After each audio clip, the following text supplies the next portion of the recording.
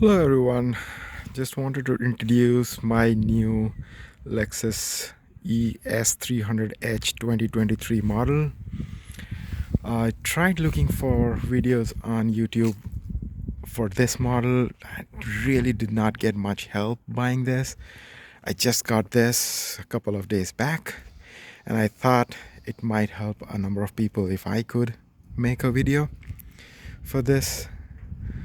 Uh, this model that I have is the top end, basically packs almost everything that the 300H, the hybrid version, actually provides. And I kind of really like this. There are a lot of good features. So just to begin with the outside, this is the model with the iridium color. Kind of little looks more like a silver, standard silver and bright sunlight, but seeing up close you would be able to see, it's a little different. It has a little blue tint in it. It comes with the triple beam LED headlights and the standard Lexus grille. This is really nice. On the side, these are the special 18-inch low sound or the noise reduction wheels that the car boasts of. The outside, you will be able to see it has those little side moldings that are really nice. It kind of helps protect the doors. It goes right way to the bottom, and you have the moonroof.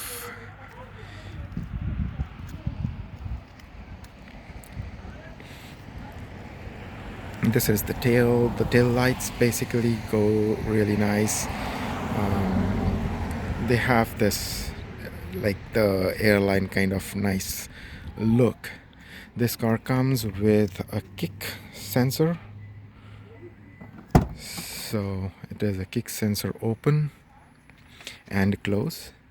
The trunk, I think it can have a nice couple of 28-inch or 20, a few 3 or 4 20 inches suitcases that can go in.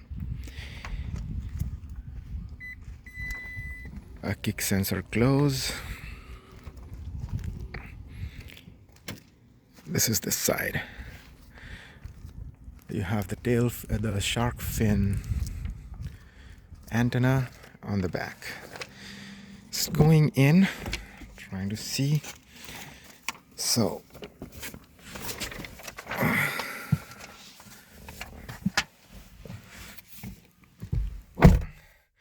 this specific trim, this is the ultra luxury trim. It comes with the Mark Levinson. As you can see, the Mark Levinson speakers. It's a 18 speaker system. It has 3-seat memory. This is pretty much standard for any car nowadays. You have the automatic exterior mirrors, and all the 4 windows have full automatic up and down. Comes with a nice wood trim throughout with a wood steering wheel. This is a heated steering wheel with wood lining in it, and the rest of it is all Palomino leather. So this is a little bit like what interior looks like. Lights, and you have the glove box here, and a little bit, I think this is a coin holder.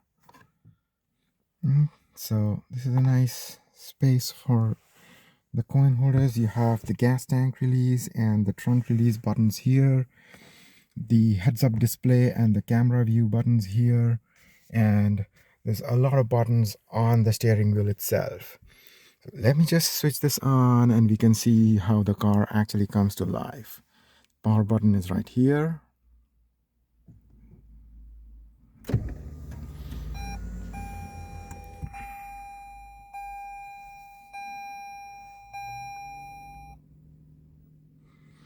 So it always switches on in the electric mode, basically the hybrid, and then if it feels the need, the engine kinds of takes over.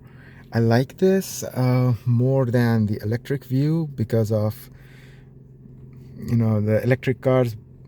I don't like, this is a absolute personal opinion, that I don't like being dependent totally on electricity. This has a nice combination of what electric cars can do and what hybrids can do. Um, it is a little difficult to see the heads-up display because it's a very bright sunny day today, but you should be able to see that right here, and that is against my garage door, which is also white. But it has a very nice display. The heads-up display has all the values that you really need driving, including your cruise control values, the traffic signs, the speed limit, your current speed, and the lane assist values also are, lane assist directions also show up right there. The steering wheel is nice and really nice to grip and easy to handle. With this wood, actually it feels much richer to drive with. It comes with all these buttons on the left side. These are the menu buttons. So if I manage this, you'll be able to see the display, the center console changing the display with a lot of different details that you can see what is happening. And this is just the back button, the phone, single button, connect and disconnect on the phone. This is the voice control. You can do this with this button, or you can just say, "Hey Lexus, how can I help you?" take me to the nearest Walmart." The closest Walmart is Walmart Supercenter at 3655 Browns Bridge Road. Would you like to go now? No. So it's kind of pretty intuitive. I like the way the Hey Lexus works. And again, the nicely placed Lexus logo here. The volume controls sit right here. On the right side, you have the enable and disable of the lane assist and the crash, the distance monitor here. You have the adaptive cruise control settings buttons here, and a little bit of something that I did not really understand was the media control, volume controls are here, while the media seek buttons on the right side. So kind of generally cars try to put them on the same side, whereas Lexus chose it to be on two different sides. This is the center console. The left side has a little bit of cluttered information, and there's a lot, actually, if you see this menu, there's just a lot of settings that you can actually do. Now, most of it by default should be fine. It depends upon how you actually drive or how you like to drive the car, but it's generally really good and it works great by default. But mostly, like for me, I did try do a lot of settings, and you should be able to do it. It's very easy that way. The left stick here has standard controls for the headlights, and the right side standard for the wiper. There you do have buttons on side for different features that go in and out for that. There's a few disappointments for people who don't really understand the imperial system, the unit settings. I don't know if they're still there or not, but I think you cannot really change the Fahrenheit to Celsius there. Kind of upsets me that a car this rich with features does not really have that kind of an adjustment.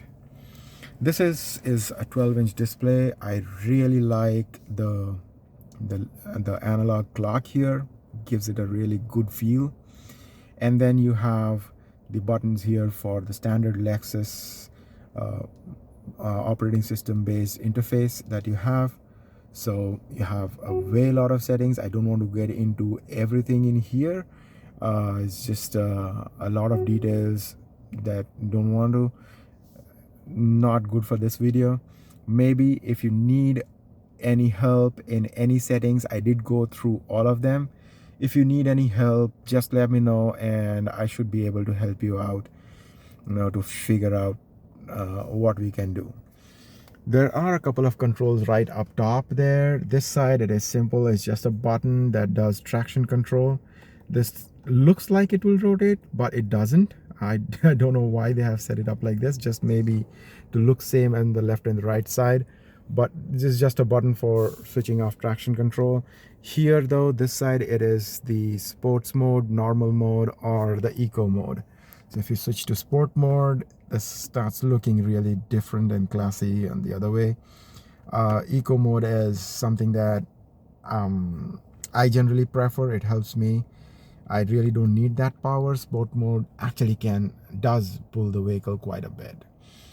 So that said, this instrument panel is something that feels a little disappointing in this class of car. Looks like a lot of cluttered buttons on here. But one thing is, it does help you with a lot of automated temperature control and climate control within the car.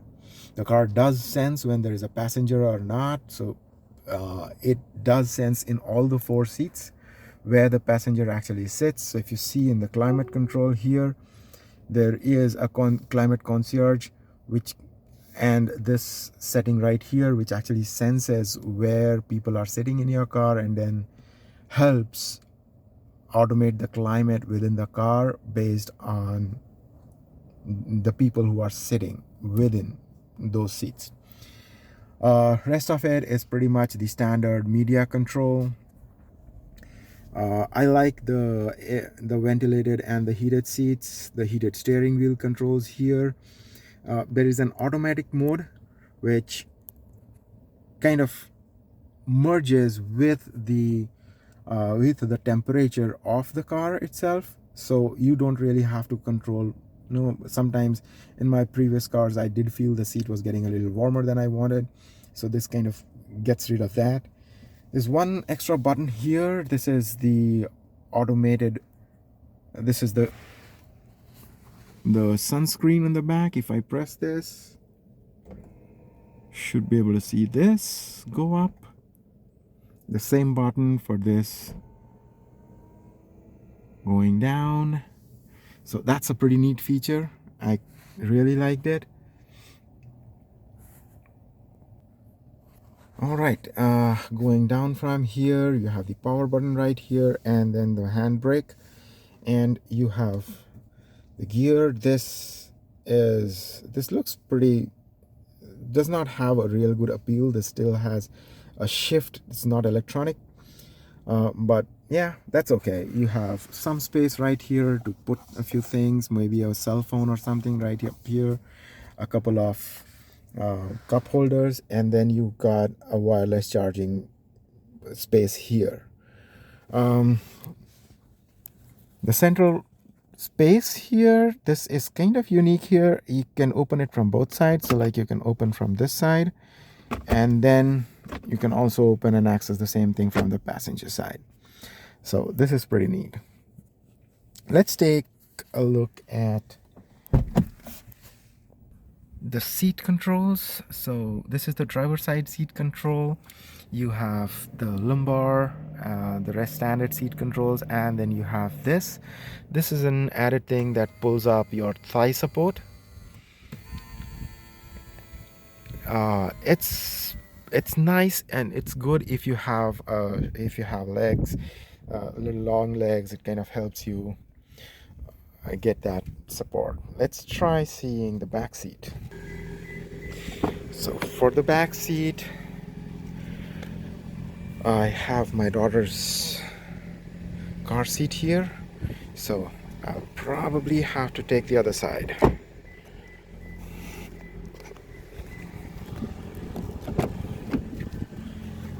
All right, so I am about 5'9" and not the tallest person around, but still, if you see, I have quite a bit of leg space right here. It feels really roomy, and your legs also can just go inside the front seat if you still feel the need for space. There is quite a bit of, I think at least about a couple of inches or 3 inches of headspace. Of course, you will feel a scarcity of headspace if you don't, if you are more than 6 feet tall. So that's certainly a problem. You have a pocket here, looks robust. You have a 12 volt socket and a couple of charging sockets right here for USB-C ports. The ventilations are only in the center. That was a little bit of a disappointment. One additional feature that I liked was the screens that pull up right here, and then you can just lock it up there. So you have the sunscreens. They are not button operated, but at least they work. And then you can have this small thing right here that pulls up too. So you have the full passenger's side actually covered. One disappointment that I did have with this car was that they never offered rear seat ventilation and heating. That's not even there in the topmost models, so kind of disappointing, but well, you get what you get. The centerpiece, the small seat in between, this is another one problems that I wanted to highlight. Like the center place is, I mean, this is a 4-seater car. They say you can have 5 people in, but this is a big height block in between. This comes up really high, and this place is not really that comfortable for maybe a very lean person or something. But you do have a couple of cup holders right here. But for a 4 people setting, this kind of works really good. And you have a small access to the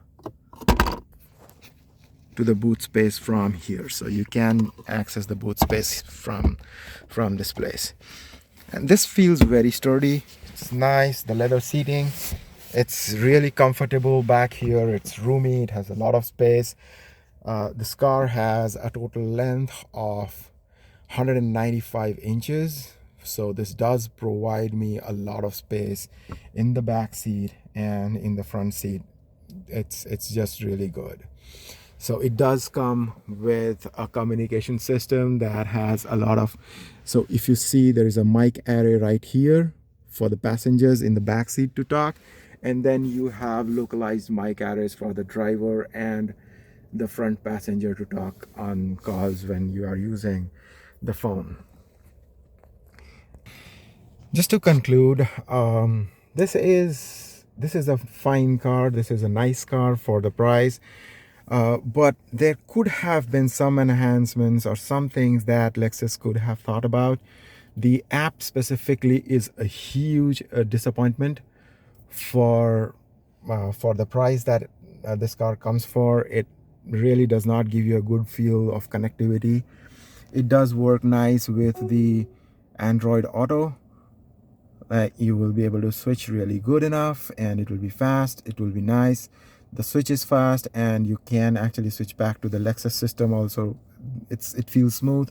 The screen operation is really nice and good. It feels nice, but it lacks the connectivity that it should with the phone. Other than that, this car really feels like a nice Lexus, a nice car, a nice luxury car. One additional feature that I kept intentionally for the last, I really like the 360-degree view that the car offers. That camera is right here. It is not like, I mean, generally I've seen the 360-degree view comes up when you do a reverse, which is by default always there. So if I pull this on reverse, you will be able to see the 360-degree view right here. But the other part of it is that the 360 camera actually works in all the drive modes. So if I'm just like parked here and I just want to see how close I am before I start, or after I park the vehicle, have I parked it really close to other things, if I just press this button here, you'll be able to see a good view of what is happening or what is there along the car.